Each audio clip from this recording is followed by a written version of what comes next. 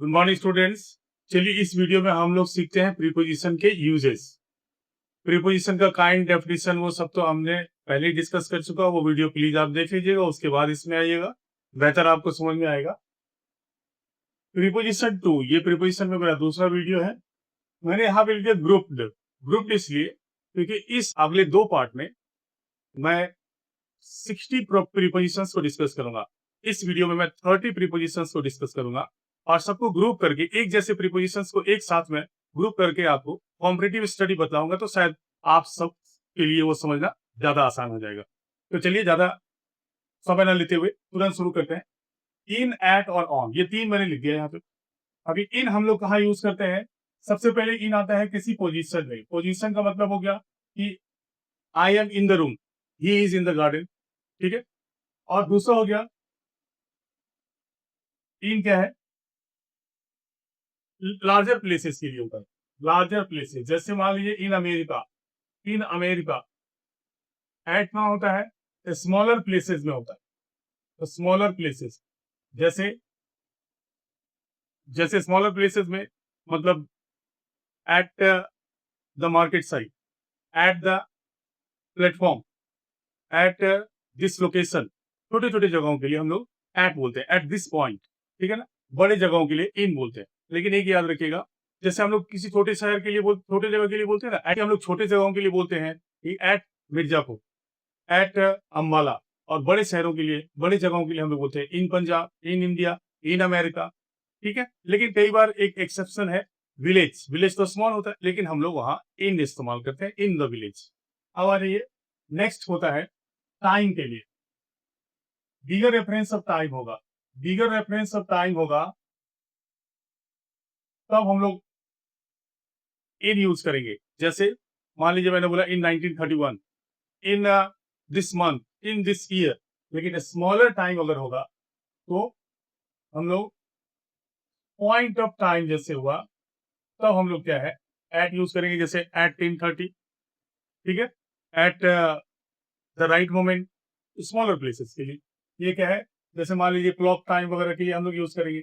On क्या होता है? टाइम में ऑन भी यूज होता है। मैंने preposition of kinds of preposition में आपको बता दिया कि सेम प्रीपोजिशन अलग अलग टाइप से यूज होता है, तो उसके हिसाब से उसका अलग काइंड्स बन जाता है। प्रीपोजिशन, सेम प्रीपोजिशन अगर टाइम के लिए तो प्रीपोजिशन ऑफ टाइम हो गया, प्लेस के लिए यूज होता है प्रीपोजिशन ऑफ प्लेस कहलाएगा। तो यहाँ पे आ जाइए, टाइम के सेंस में ऑन हम लोग यूज करते हैं डेज में और डेट में, ठीक है। On Monday, on Sunday, on 15th of अगस्त, समझ गए। इसके बाद इन आ जाइए। जैसे आप मान लीजिए कि देखिए टाइम के लिए के रूप में आपको मैं बताऊं कि फेस्टिवल्स है, तो अगर फेस्टिवल्स लार्जर लॉन्गर फेस्टिवल्स है, जैसे हम लोग कहते हैं इन दुर्गा पूजा, इन नवरात्रा, लॉन्गर फेस्टिवल्स। लेकिन शॉर्ट फेस्टिवल्स है एट दिवाली नाइट, हम लोग इन दिवाली भी कह सकते हैं। अगर लंबा ड्यूरेशन का सेंस दे रहे हैं तो इन दिवाली भी कह सकते हैं। सीजन्स में हम लोग जो है यूज करते हैं इन समर, इन विंटर, ठीक है। लॉन्गर टाइम के लिए, सीजन्स के लिए हम लोग यूज करते हैं। और कुछ कुछ पर्टिकुलर वर्ड के ऊपर वैरी करता है, जैसे हम वो कौन सा वर्ड यूज कर रहे हैं, ठीक है ना। जैसे हम लोग बोलते हैं in this situation, in this situation, और ये on the condition, on condition, ठीक है। और at the moment, at the moment, ठीक है। कंडीशन बोला तो ऑन हो गया, मोमेंट बोला तो एट हो गया, और सिचुएशन बोला तो ओकेजन बोलता हूं, ऑन द ओकेजन। तो ओकेजन बोलेंगे तो क्या हो जाएगा, ऑन लगेगा। तो इस हिसाब से ये prepositions time to time vary करता है, वो सिचुएशन के हिसाब से भी कभी कभी वैरी करता है। प्रीपोजिशन के बारे में एक बात मैं आपको बता दूं कि प्रीपोजिशंस पर्टिकुलरली जैसे यूज हो रहे हैं, वो उस लैंग्वेज से आपको कॉपी करना ही होगा। तो उस सिचुएशन में जैसे यूज होता है, कई जगह लॉजिक्स आपके अप्लाई नहीं होते। जो मैं बताने जा रहा हूँ, जो मैं बता रहा हूँ, वो उसका एबीसी है, इन द बिगिनिंग। शुरुआत ऐसे होते हैं, हम लोग शुरू में ऐसे सीखते हैं, फिर बाकी बात अगले टॉपिक्स, अगले लेवल्स पे जाने के बाद, ऊपर के लेवल पे जाने के बाद आपको बहुत सारे प्रीपोजिशन ऐसा है जो उस वर्ड के साथ, उस वर्ब के साथ, उस एडजेक्टिव के साथ एक पर्टिकुलर प्रीपोजिशन ही यूज होगा और वहां कोई लॉजिक काम नहीं करेगा। तो फिर भी ये जो बेसिक स्टडी है, ये आपको बहुत हद तक प्लेटफॉर्म क्रिएट कर देता है। ज्यादातर चीजों में आप खुद डिसीजन ले सकते हैं। अब आइए ऑन, हम लोग ऑन सरफेस के लिए भी यूज करते हैं। जैसे क्या, जैसे हमने कहा ऑन द टेबल, ठीक है ना, on the roof, on the platform, ठीक है, और हम अगर सरफेस की बात करें ऑन माई हेड, तो इस तरह से सरफेस की बात जब करेंगे तो वो हो जाएगा आपका ऑन यूज होगा। है नेक्स्ट है इनटू और आउट ऑफ। ये दोनों ही सिचुएशन, ये दोनों ही प्रीपोजिशन जो है वो मूवमेंट के लिए यूज होता है। फर्स्ट पहला यूज इसका है, मान लीजिए कोई चीज है उसके अंदर प्रवेश कर रहा है या किसी चीज से बाहर आ रहे हैं तो आउट ऑफ करेंगे। प्रवेश कर रहा है तो किसी चीज के अंदर, मान लीजिए he came into the room, he kept the coin into, I kept the pen in my pocket, into my pocket sir. The boy jumped into the river. अगर वो बच्चे नहा रहे हैं पहले से, वो पोजीशन हो गया, तो boys are swimming in the river. लेकिन अगर वहां प्रवेश कर रहे हैं, मूवमेंट हो रहा है, तो हम वहां इनटू बोलेंगे किसी भी केस में। कुछ कुछ वर्ड होता है जैसे एंटर के बाद आप इनटू मत लगाइएगा। बाकी वेंट इनटू, केम इनटू और out of. He took a knife out of his pocket. The lady took a coin out of her purse. तो आउट ऑफ। अच्छा, आउट ऑफ कभी कभी क्या है, मार्क्स वगैरह के लिए भी यूज करते हैं हम लोग, जैसे 10 आउट ऑफ 100, ये हो गया। आउट ऑफ कभी कभी हम लोग रीजंस के लिए भी यूज करते हैं, जैसे हम लोग बोलते हैं कि out of heavy tiredness I decide not to go to office, I decided not to go to office, out of tiredness. Out of business, I forgot it, I missed it from my mind. तो इस हिसाब से out of reasons के लिए भी हम लोग कभी कभी यूज करते हैं। नेक्स्ट होता है बाय और विथ। ये दोनों ही मीडियम मीडियम के लिए यूज होता है। जैसे कि बाय हो गया डूअर के लिए यूज करेंगे, और विथ यूज करेंगे इंस्ट्रूमेंट के लिए, इंस्ट्रूमेंट्स। जैसे कि मैंने कहा it was done by Ram, the programme was inaugurated by the chief guest. ठीक है ना। और ऐसे तो पैसिव वॉइस में हमने बहुत देखा है, डूअर को हम लोग बाई से ऐड करते हैं। और विथ हमारा हमारा क्या है, इंस्ट्रूमेंट के लिए यूज होता है। इंस्ट्रूमेंट जैसे कि he cut, mother cuts the vegetables with the knife, he the wood cutter cuts the wood with an axe. वो जो इंस्ट्रूमेंट हुआ। I am writing with pen, with a pen, with a pen. याद रखिएगा, अगर मान लीजिए कि खाली लिखा हुआ है राइट ब्लैंक पेन, तब आप लिखेगा राइट इन पेन, याद रखिए। और अगर लिखा हुआ है राइट ब्लैंक अ पेन, तब लिखिएगा विथ। क्यों पता है? क्योंकि यहाँ पे मार्क पेंसिल की बात, मतलब यहाँ पे इंक की बात हो रही है। Red pen, pencil, write in red pencil, write in black green pen. ठीक है ना। और यहाँ पे अगर अ लग गया तो इंस्ट्रूमेंट हो गया, तब हम लोग वहां पे विथ लगाएंगे, याद रखिएगा। अच्छा, विथ वगैरह जो है इंस्ट्रूमेंट के साथ साथ हम लोग टुगेदरनेस के लिए हम लोग यूज करते हैं, टुगेदर।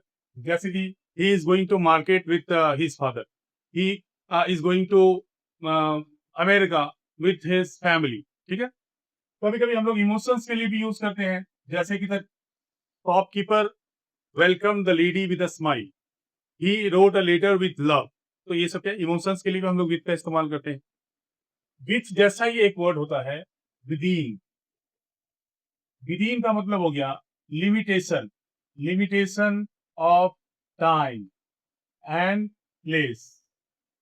जैसे जैसे हमने कहा कि you have to submit the report within 15 days, limitation of time हो गया। जैसे कि please stay within the room, don't come out, तो ये क्या हो गया, लिमिटेशन ऑफ प्लेस हो गया। ठीक है ना।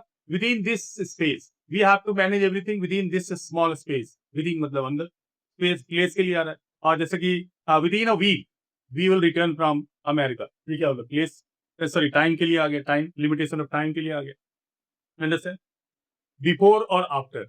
बिफोर क्या होता है, याद रखिएगा, मान लीजिए कि ये टाइम है, मान लीजिए 10 AM। अगर कह रहा है कि बिफोर 10 AM, ठीक है ना, बिफोर 10 AM, तो आपको 10 AM के पहले करना है। ठीक है। आपको कहा कि कम आफ्टर 15 मार्च, तो 15 मार्च तक नहीं आना है, उसके बाद आना है। ये हो गया, दिस इज द फिगर। इस फिगर को याद रखिए, बिफोर एंड आफ्टर। समझ गए। अच्छा, इन दोनों का इस्तेमाल हम इसके अलावा पोजीशन के लिए भी कर सकते हैं। जैसे कि Ram is standing before me, ठीक है ना, there was no one after me in the line, तो ये क्या हो गया, पोजीशन। आफ्टर दिस बिल्डिंग और बिफोर दैट मार्केट, ये क्या हो गया, पोजीशन हो गया। तो बिफोर एंड आफ्टर पोजीशन के लिए भी इस्तेमाल होते हैं। सिंस एंड फॉर का तो आपने बहुत इस्तेमाल किया है। I have been studying since morning, he has been studying for 2 hours. तो याद रखिएगा, सिंस क्या हो गया, उस केस में प्रेजेंट परफेक्ट कॉन्टिन्यूअस टेंसेस में सिंस एंड फॉर प्रीपोजिशन ही होते हैं। तो जैसे मान लीजिए ये क्या हो गया, ये हो गया अ पॉइंट इन टाइम, हमेशा पॉइंट इन टाइम में यूज कीजिए, और इसको लिखा हुआ है बुक्स में period of time, period of time के लिए यूज कीजिए। पीरियड ऑफ टाइम का क्या होता है, एक बिगिनिंग होता है और एक एंड होता है, जबकि पॉइंट इन टाइम एक पॉइंट होता है, 12 o'clock, 3 PM। मैंने कहा 1993 एक बार में बजता है ना, एक पॉइंट में 1993 आ जाता है, 1993 कोई नंबर नहीं है, और इसलिए याद रखिएगा वो हो गया point in time. Morning, evening, childhood, ठीक है ना, ओल्ड एज, ये कोई भी पीरियड है। सिंस मुगल पीरियड, एक पर्टिकुलर पीरियड का, एक पर्टिकुलर टाइम का, पॉइंट ऑफ टाइम का नाम है, ठीक है ना। एक्चुअली सिंस का मतलब हो गया name of time, name of time, किसी भी नेम में आ गया। ये जनरली क्या होते हैं, एक बार और याद रखिएगा, सिंस हमेशा हम लोग यूज करते हैं अनकाउंटेबल टाइम रेफरेंस में, अनकाउंटेबल टाइम रेफरेंस में। और पॉइंट क्या होता है, हमेशा काउंटेबल होता है। इसमें हमेशा याद रखिएगा यूनिट ऑफ टाइम यूज होता है, unit of time. Unit of time क्या है, सेकेंड से स्टार्ट कीजिए, second, minute, hour, day, week, fortnight, month, year, scores, 20 years को स्कोर्स कहा जाता है, सेंचुरी, मिलेनियम, कोई भी यूनिट ऑफ टाइम सेकेंड से लेके मिलेनियम तक कोई भी यूनिट ऑफ टाइम इस्तेमाल हुआ तो आप समझ लीजिए वो क्या होगा, वहां क्या होगा, फॉर का इस्तेमाल। एक बात हमेशा याद रखिएगा, सिंस से अगर कोई सेंटेंस करेक्ट हो रहा है, since he was a child, तब ये सिंस क्या हो जाएगा, तब ये सिंस प्रीपोजिशन नहीं है, तब वो एक कनेक्टर है। मैंने आपको कुछ ऐसे प्रीपोजिशनल वर्ड जो एडवर्ब के रूप में इस्तेमाल हो सकता है और होते हैं, उसके ऊपर मैंने एक शॉर्ट्स भी डाला है, आप देख लीजिएगा। तो यहाँ पे ये कनेक्टर हो गया, लेकिन अगर मैं बोल दिया सिंस चाइल्डहुड, एक वर्ड आया, प्रीपोजिशन किसके साथ आता है, मैंने फर्स्ट प्रीपोजिशन फर्स्ट वीडियो में बता दिया, नाउन के साथ आता है। चाइल्डहुड नाउन है तो सिंस एक प्रीपोजिशन है, और यहाँ सिंस प्रीपोजिशन नहीं है। क्लियर है, आगे बढ़ते हैं। अब देख लीजिए टिल और अनटिल। टिल जो है वो एक इनफॉर्मल है, ये दोनों का मतलब होता है लास्ट पॉइंट, टिल 9 PM, ठीक है ना, टिल इवनिंग। और ये टिल, ये भी दोनों ही, दोनों के दोनों क्या है, लास्ट पॉइंट तक के लिए यूज होता है, last point of time and place. जैसे हमने कहा you can stay here, you can stay here till evening, और you can stay in the bus until London, जब तक लंदन नहीं पहुंचता है। तो इनफैक्ट ये दोनों ही सेम सेंस में इस्तेमाल हो रहे हैं, लेकिन ये जो है ये इनफॉर्मल लैंग्वेज में इस्तेमाल होता है, इनफॉर्मल, और ये होता है फॉर्मल। यानी कि आप कोई फॉर्मल लैंग्वेज यूज करें तो अनटिल बोल सकते हैं, until next night, I will stay with you until next day. तो अनटिल आप लोग फॉर्मली यूज कीजिएगा, और अपने इनफॉर्मली या पर्सनली अगर आप बात करते हो तो till this day, till tomorrow, it can be done till tomorrow, ये भी ये आप इस्तेमाल कर सकते हैं इनफॉर्मल वे। बिसाइड और बिसाइड्स दो कंफ्यूजिंग वर्ड्स हैं। बिसाइड का मतलब हमेशा याद रखिएगा, बिसाइड हमेशा यूज हम लोग करेंगे by the side of, beside the table, beside the market, beside the tree. और बिसाइड्स का मतलब होता है अपार्ट फ्रॉम, अपार्ट फ्रॉम मतलब इसके अलावा, इसके अलावा। हम लोग बिसाइड से, बिसाइड्स कॉमा देकर एक पैराग्राफ शुरू कर सकते हैं। Apart from this, besides this, I want to tell you, इसके अलावा मैं कहना चाहता हूँ कि। नेक्स्ट, अब इन दोनों वर्ड्स को देख लीजिए, बिटवीन और अमंग। बिटवीन का अगर हम लिटरल मीनिंग जाने तो होता है बाय ट्विन, यानी कि दो के बीच में, और इसका मतलब होता है ऑन, ऑन, अमंग। अमंग मतलब होता है क्राउड, क्राउड। अगर दो के बीच में होगा, जैसे कि दो चीजें हैं, दो घर है और बीच में एक पेड़ है, तो हम बोलेंगे the tree is between the two houses, ठीक है ना। और अगर मान लीजिए कि बहुत सारी घर है, ठीक है, बहुत सारी घर है और उसके बीच में पेड़ है, तो मैं कहूंगा the tree is among the house, ठीक है, बिटवीन एंड अमॉन्ग। इन दोनों प्रीपोजिशन को आप देखिए, अमीड और अमाउंट, ये दोनों ही चीजें बीच में के सेंस में आता है, बीच में।